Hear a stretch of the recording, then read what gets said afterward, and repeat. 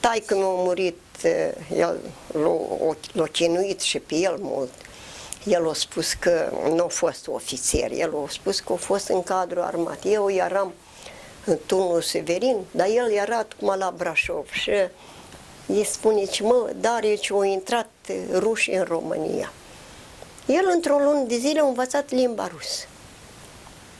Și a luat haine și le-a lăsat, a vorbit cu un moș, i-a dat niște haine rupte și că unii mai mergea pe jos, unii mai urca în tren, până a ajuns la Iași. Când la Iași, de acum încolo, a trecut Prutul în not, s-a dus și când a ajuns în pădure, păros, neberberit, pai de el.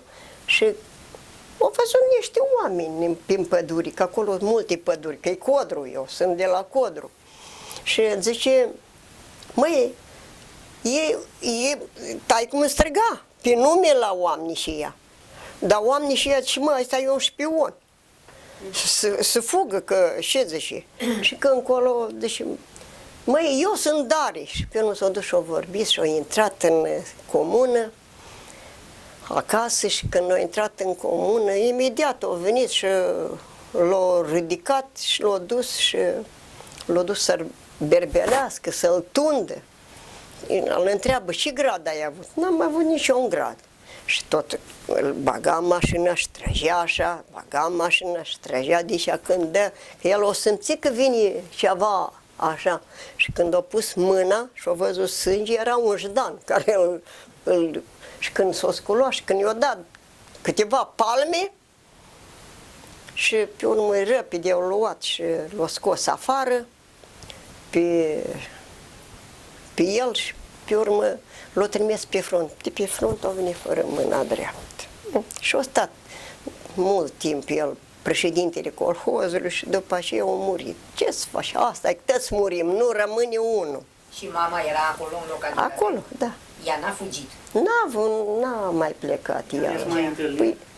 Poftim? I-ați mai întâlnit? Oho, de câte ori au fost și ei aici. Când venea aici... Toți veni din Uniunea Sovietică? Da, aici? da.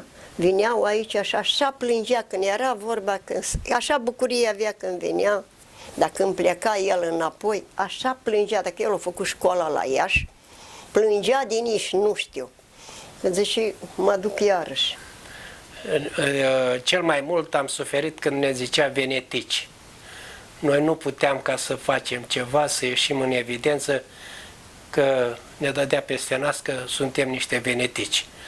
Dar că, ca să ne zică că suntem din partea rușilor, nu, din contră, noi eram cu asta, cu peceta asta, că suntem venetici. Nu regret nimic. Chiar nu regret. Nici nu regret că m-am întors pe Bărăgan să-mi ajut părinții. Eu am considerat că fac un lucru foarte bun.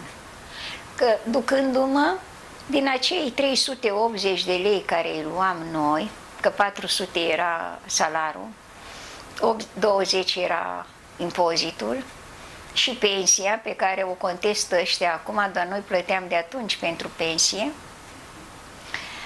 380 de lei, 9 la 3 persoane ne ajutau banii. Cumpăra făină, mama cocea pâinea în cuptor și era foarte bine când cocea iarna pâine, că era cald în casă, mai mirosea mâncarea, borșa. Nu regret, chiar nu regret.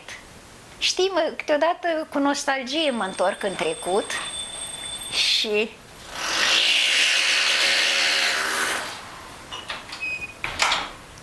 de ce mă întorc cu nostalgie? Pentru că eram cu părinții mei. Eram lângă părinți și copilul nu simte atâta vitregia vieții când este lângă părinți. Când pleacă singur în lume, abia atunci realizează cât de greu este. Dar vremurile au fost foarte grele. Pentru că generația mea a prins schimbările istorice, au prins reformele, au prins și multe necazuri au prins.